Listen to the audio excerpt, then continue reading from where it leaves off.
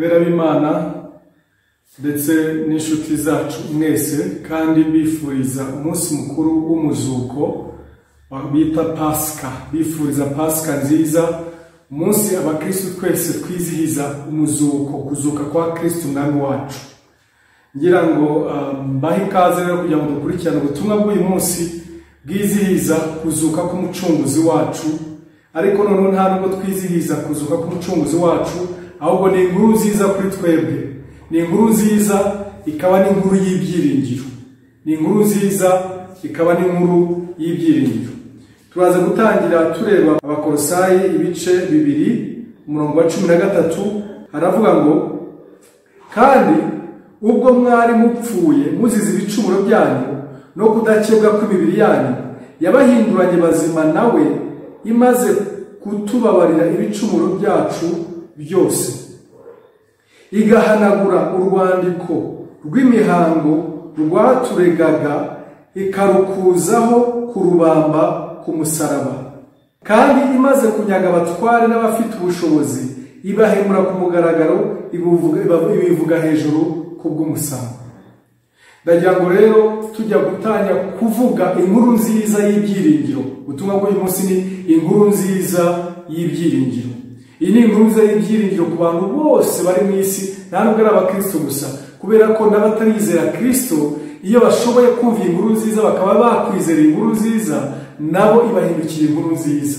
Ndavuga rero inkuru nziza y'ibyiringiro igendanye no kuzuka k'umwami wacu Yesu Kristo. Hari amagambo avuze muri iki cyanditswe ivuga ko ngo ikarudukuzaho. Hari urwandiko rwari turiho rwadukujweho ubwo rwabambwaga ku musaraba. Rero niyo mpamvu navuga ngo inkuru yo kuzuka kwa Yesu ni inkuru nziza kuri twe, ikaba n'inkuru y'ibyiringiro kuri twebwe. Muri icyo cyanditswe rero tubonye ko ibyo byose byabaye kuri Yesu byamubayeho abambwa ku musaraba, yapfuye urupfu rwo ku musaraba. Kubera iki musanga abakristo tuvuga cyane urupfu rwe rwo ku musaraba? Kubivuga muri iyi minsi yacu ya none, ushobora kutumva agaciro kabyo, ushobora no kutumva uburemere bwabyo. Nyemera kubwiraho gatoya impamvu dutinda tuvuga ku rupfu rwe rwo ku musaraba. Mu gihe Yesu yicwaga hari igihe cy'ubutware cyangwa cy'ingoma y'Abaroma. Igihe Abaroma bari batwaye icyo gihe, uburyo bwo kwica abantu b'abagome cyangwa kwica abanyabyaha hari uburyo nka butanu.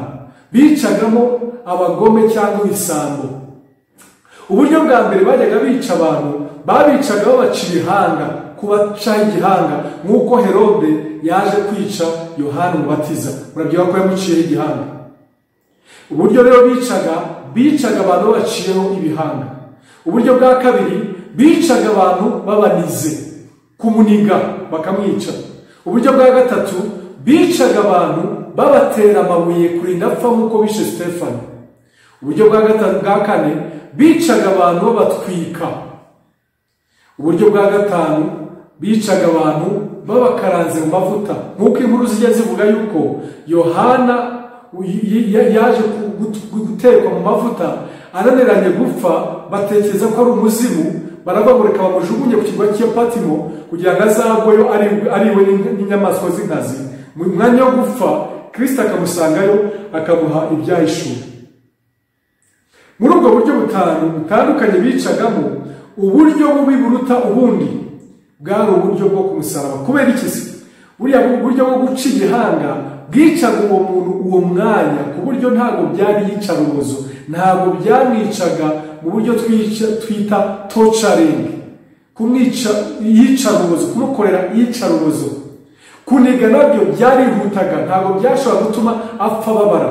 Ariko ku musaraba, mu rupfu rwo ku musaraba barufataga nk'urupfu rubi ruri inyuma y'izindi mpfu zose. Kubera iki se? Kubera yuko rwari urupfu rubabaje cyane, urupfu ruteye agahinda, urupfu rwateraga ububabare bwinshi, kubera ko wapfaga buhoro buhoro buhoro. Rwari urupfu rw'iyicarubozo. Ariko si ibyo gusa, rwari n'urupfu rusuzuguritse, rukoza isoni. Ukagira gupfa, ariko ukagira no gupfa wakojejwe isoni. ari nayo mpamvu uza gusanga ariko rupfu bamuhitiyemo urupfu rubi nyuma y'izindi mpfu zose. Umva bitababaje kuba umucunguzi wacu ariko rupfu yapfuye. Ariko nanone rwari urupfu ruticwaga umuntu uwo ari we wese, rwari urupfu bicaga ibihaze, ibigome bya nyuma ba ruharwa, abari muri klasi ya ruharwa nibo bicishaga urupfu rwo ku musaraba. Rero muri ibyo byose bakoraga bate kugira ngo bice umuntu urupfu rwo ku musaraba? Umuntu bamwicaga bate ku musaraba? Icya mbere bafataga umunyabyaha bakamucira urubanza imbere y'imbaga y'abantu bose bahari bashungereye banumva kugira ngo bumve ko ahamwe n'urubanza. Ibyo ni byo umwami wacu Yesu bamukoreye. Bamuzanye imbere y'abantu bose bamucira urubanza. Iyo bamaraga gucira umuntu urubanza, ibirego byose aregwa babikoreraga liste cyangwa se bakoraga urutonde rw'ibyaha byose aregwa, bakabyandika uko bikurikirana ku murongo. Barangiza urwo rutonde rw'ibyaha aregwa bakarufata bakarugendana barujyana ku musaraba. Uwo munyabyaha barangiza bakamwikoreza umusaraba we agiye kubambwaho. Nabyo murumva ko ari iyicarubozo kwikorera ikintu ugiye kubambwaho mu kanya n'uburemere bwacyo ugenda kigutura hasi kandi kiremereye. Nuko bamuzamukanaga ku musozi witwaga inyabihanga. Ntabwo Yesu ari we wenyine wabambweyo, habambweyo abantu babi cyane benshi bari barahapfiriye, niyo mpamvu yitwaga inyabihanga.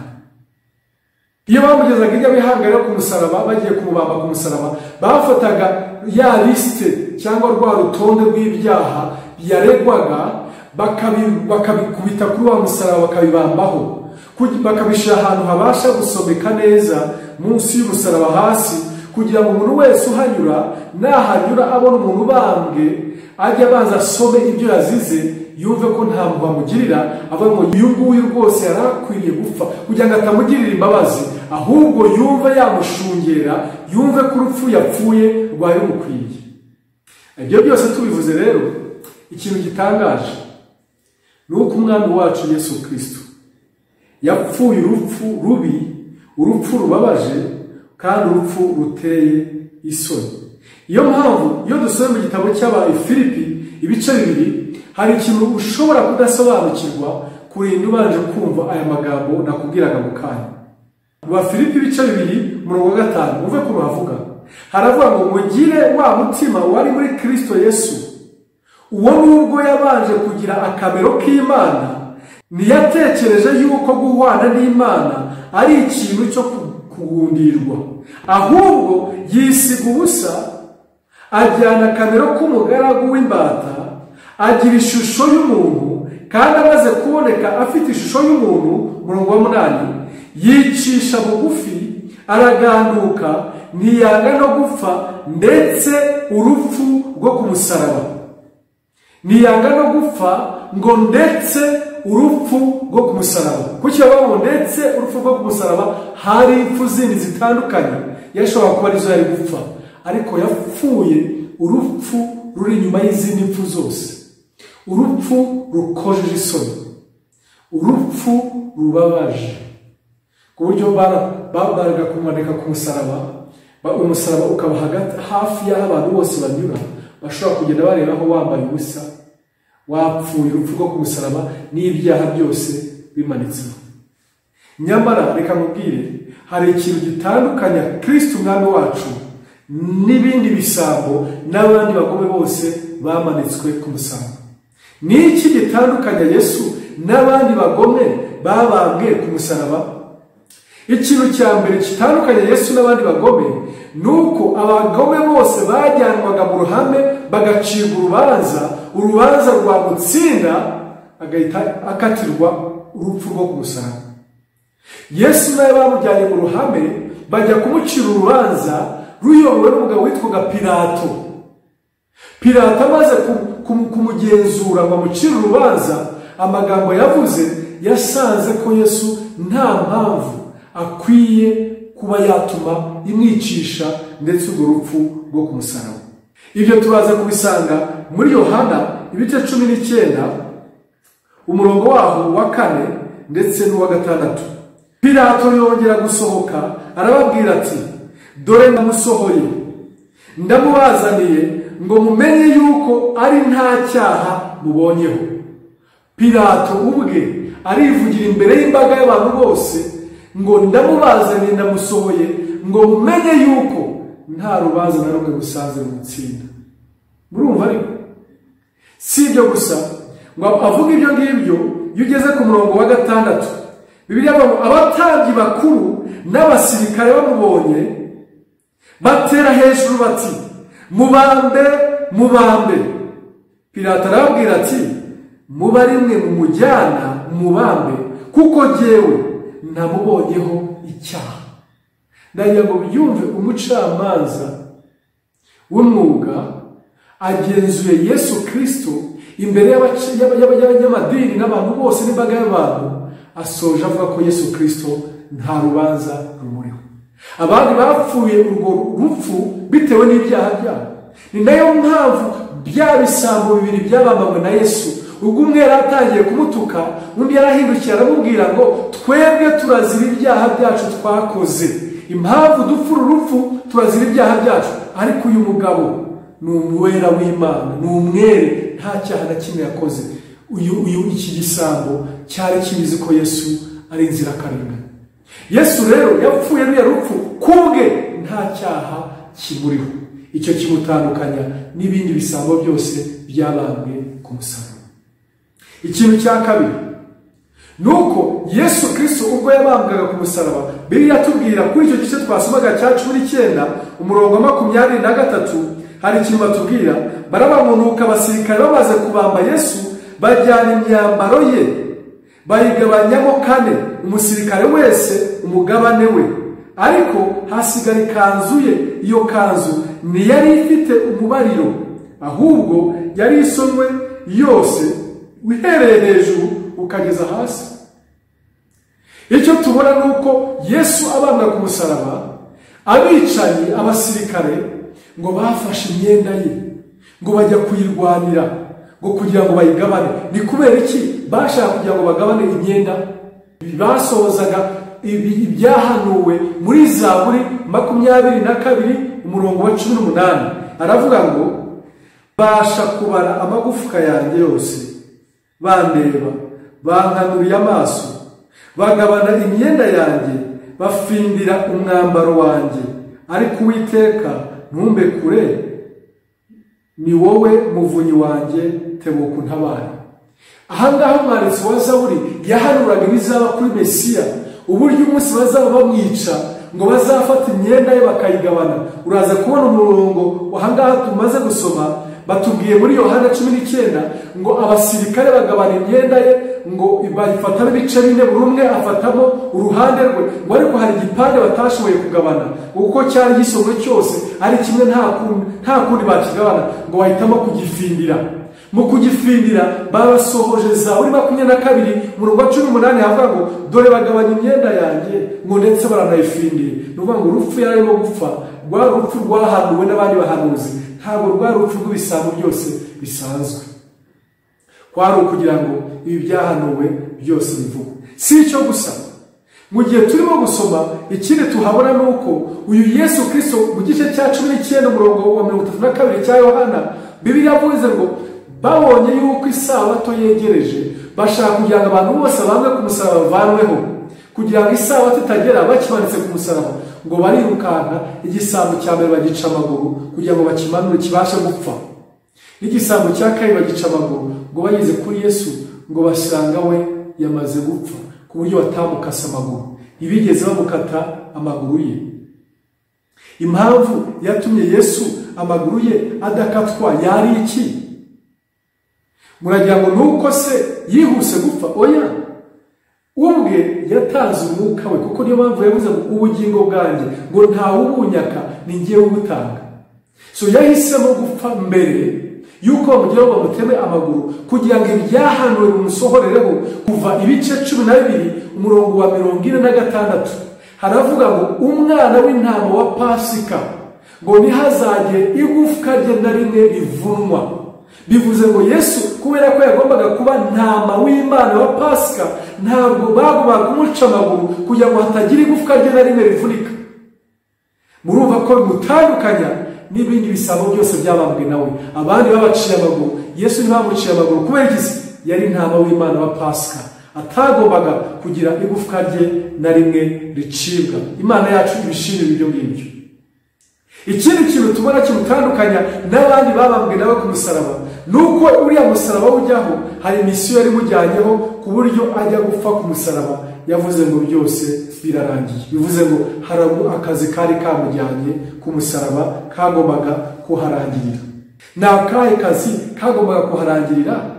Akazi kagombaga kuharangirira nibyo twasomye mu Bakolosayi ibice 2, yuko ngo ibyaha byacu byadukuweho, ngo akabibamba akabidukuzaho kubibamba ku musaraba.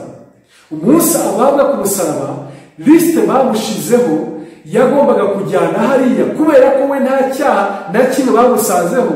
Lisite yazamukanye umusaraba yari lisite yanjye nawe, yari lisite yanjye nawe, n'ibyaha byanjye nawe nibyo byamuzamuye ku musaraba, kugira ngo ibyanditswe bisobanura ngo utarigeze amenya icyaha ngo yahinduwe icyaha kugira ngo duhinduke gukiranuka kwisumba byose.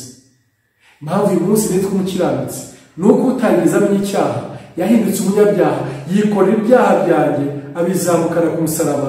Ni ukuvuga ngo urutonde rwamanutse ku musaraba we, kuko nta cyo yari afite, ni urutonde rw'ibyanjye rwagiyeho. Uwo munsi arumanitse hariya avuga ngo byose birarangiye, byasobanuraga ngo ibyaha byawe byose birishyuwe, kandi it is paid in full, byishyuwe byose, nta deni risigaye. Imana ishimwe kuko yanyishyuriye imyenda yanjye yose, n'imyenda yawe nayo yarayishyuye wa munsi wo ku musaraba, ubwo yavugaga ngo byose birarangiye. Ibyarangiye ni ibiki?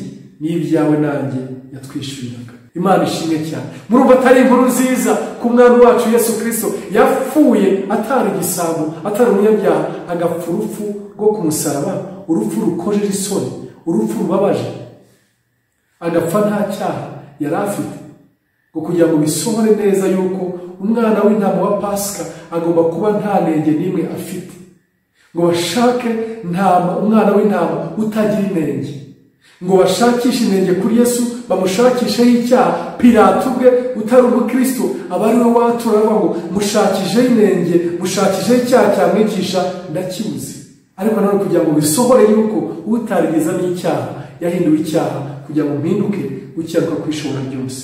Uyu munsi iyo twizihiza Pasika, wumve ko ari inkuru nziza kuri wowe nanjye, ikaba ari n'inkuru y'ibyiringiro. Ni inkuru nziza kuko yatwishyuriye byose. Ariko reka nkubwire indi nkuru nziza isumbye aho ngaho, ngiye kukujyana ku gace kaho ka kabiri. Nyuma y'uko amaze gupfa urwo rupfu azize wowe nanjye, iyo yapfa agahera mu mva, ntabwo inkuru nziza yari kuba yuzuye. Ariko inkuru nziza ngufitiye ni uko n'imva nayo yayivuyemo, ntabwo yaheze mu mva. Yesu yarazutse, baramushinguye, amara iminsi 3 mu mva, ku munsi wa gatatu arazuka. Kandi kuzuka kwe nayo byari inkuru nziza kuri wowe no kuri jyewe. Byari inkuru nziza mu buhe buryo? Ndakubwira ibintu 2 bya ngombwa uyu munsi twizihiza Pasika, twizihiza ko umwami wacu Yesu Kristo yazutse. Ni ibintu 2 by'ingenzi. Ikintu cya mbere uzirikana kikubera inkuru nziza, nanjye kikambera inkuru nziza, nuko kuzuka kwa Yesu niko guha agaciro imyemerere yacu. Kuzuka kwa Yesu niryo shingiro ryo kwemera kwacu. Kubera icyo ari ishingiro ryo kwemera kwacu, reka basomere Abakorinto ba mbere 15 umurongo wa 14. Haravuga ngo kandi niba Kristo atazutse, ibyo tubwiriza ni iby'ubusa, no kwizera kwanyu kuba kubaye ukubusa. Ndetse natwe tuba tubonetse ko turi abagabo bo guhamya Imana ibinyoma, kuko twayihamije yuko yazuye Kristo uwitazuye, niba abapfuye batazuka. Mu wa 16, niba abapfuye batazuka na Kristo ntarakazuka. Mu wa 17, kandi niba Kristo atazutse, kwizera kwanyu ni kugira umumaro, ahubwo muracyari mu byaha byanyu. Kandi niba bimeze bityo, n'abasinziye muri Kristo bararimbutse. Umurongo wa 19, niba muri ubu bugingo Kristo ari we twiringiye gusa, tuba duhindutse abo kugirirwa impuhwe kuruta abandi bantu bose. Umurongo wa 20 uwumve inshuro ebyiri. Ariko noneho Kristo yarazutse, niwe muganura w'abasinziriye. Kuko ubwo urupfu rwazanywe n'umuntu, niko no kuzuka kw'abapfuye kuzanywe n'umuntu. Umurongo wa 20 ndawusubiramo. Ariko noneho Kristo yarazutse, niwe muganura w'abasinziriye.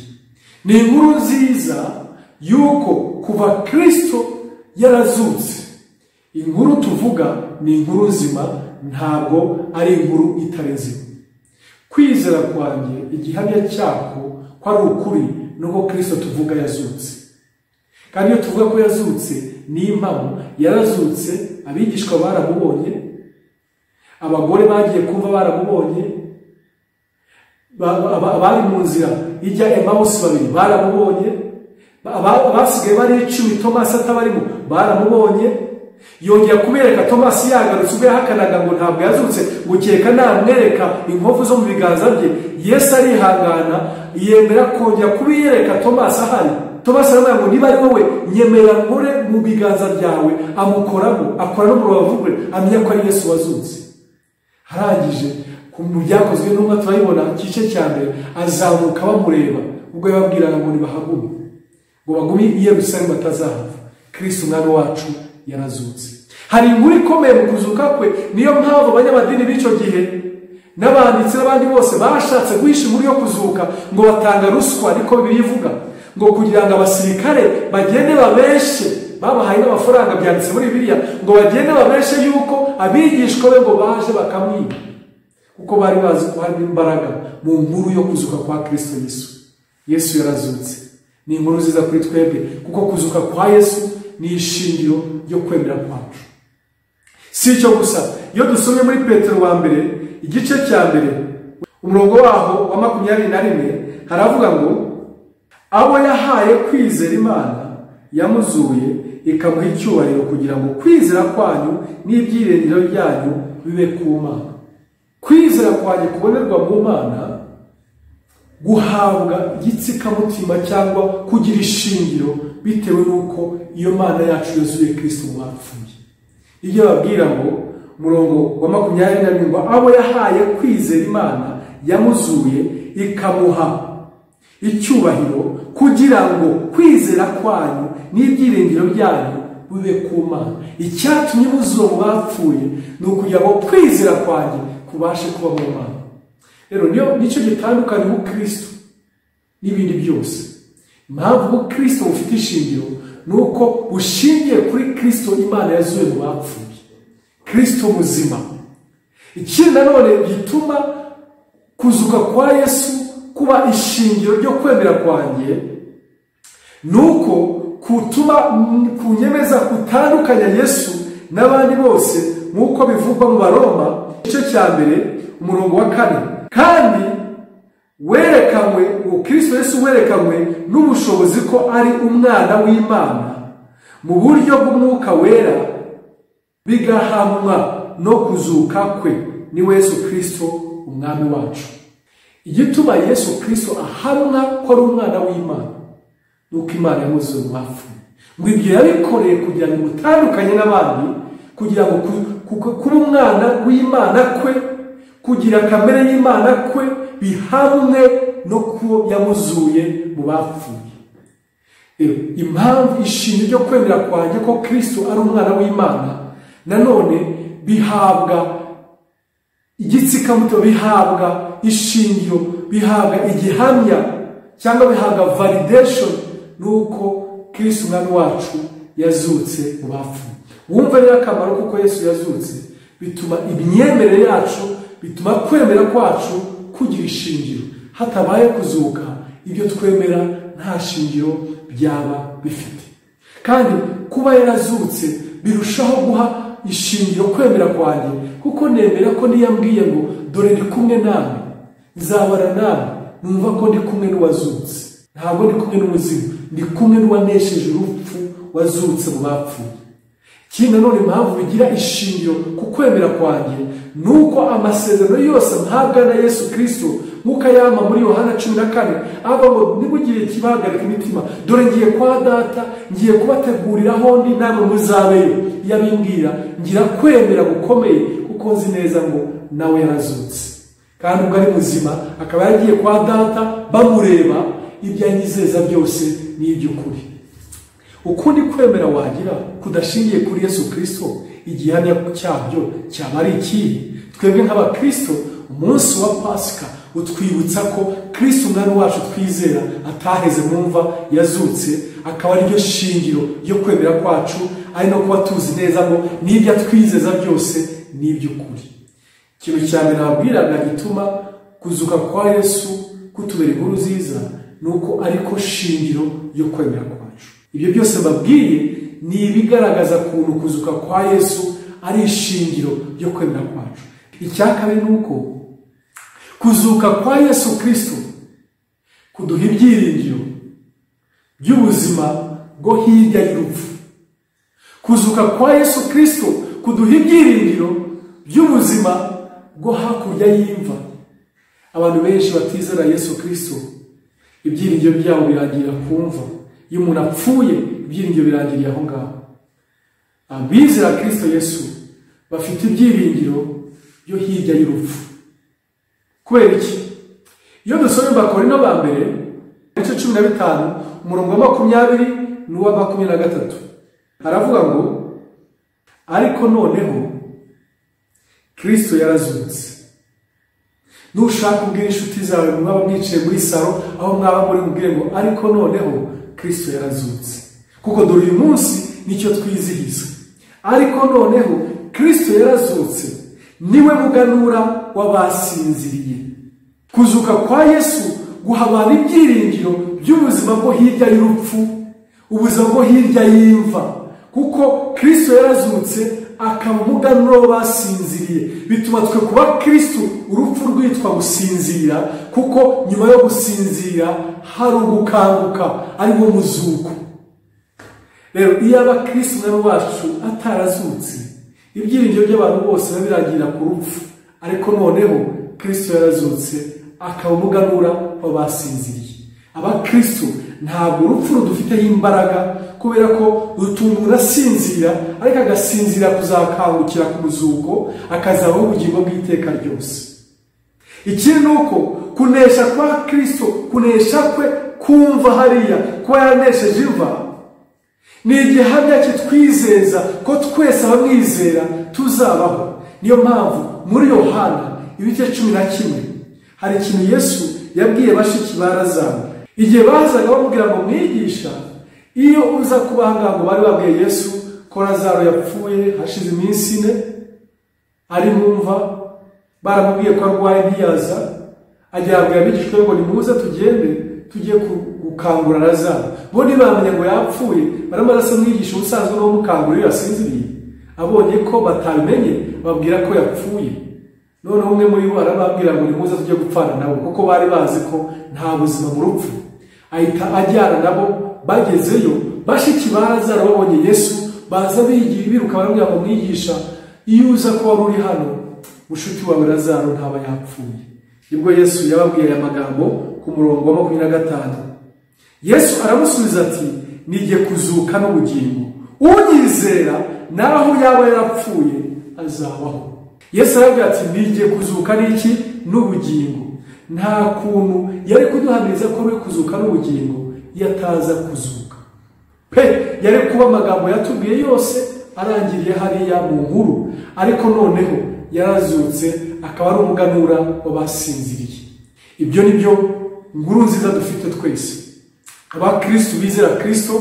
Kuzuka kwe ni igihamya kitubwira ngo abamwizera naho bapfa, gupfa kuhinduka gusinzira kuri bo, kuko unyizera naho yapfa azongeraho. Abwira mushiki wa Lazaro ngo ibyo urabyizera? Ndagira mubwire ngo uwizeye Kristo Yesu yizera ibyo ngibyo, agenda muri iyi si azi neza ko amaherezo y'umubiri uzabura, uyu mubiri uzapfa, umunsi umwe hazabaho gusinzira, ariko abizeye Yesu Kristo ntabwo bazapfa urupfu rw'iteka ryose, bazazuka, bazongera kubaho, bazabanaho nawe iteka ryose, bazazukana nawe. Uyu munsi rero twizihiza umuzuko w'umwami wacu Yesu Kristo, ubyibuke neza, niryo shingiro ryo kwemera kwacu, niryo shingiro ryo kwizera kwacu. Ariko si icyo gusa, ni igihamya kiduhamiriza yuko naho twasinzira tuzongera tubeho ubugingo bw'iteka ryose. Ibyo rero bitandukanye imyemerere yacu ya Kristo n'iyindi myemerere yose ibaho, nuko Kristo umwami wacu twizera yarazutse. Izihize rero Pasika utizihiza umuntu runaka wapfiriye ahandi hantu, ahubwo wizihiza uwagupfiriye, wakuvanyeho ibyaha, akakubwira ngo byose birarangiye. Ariko byarangira, ntibirangira no gupfa kwe gusa, ahubwo akanazuka kugira ngo aguhe ubyiringiro by'ubugingo bw'iteka ryose, buko naho uyu mubiri wawe uzapfa, naho uzasinzira, uzongera ukabaho iteka ryose utagipfa. Imana yacu ishimwe cyane. Twifurize kwizihiza kuzuka k'umwami wacu, mwifurize kwizihiza Pasika, kuzuka kwa Kristo umwami wacu. Uwiteka aguhe umugisha kandi akugire neza. Pasika nziza.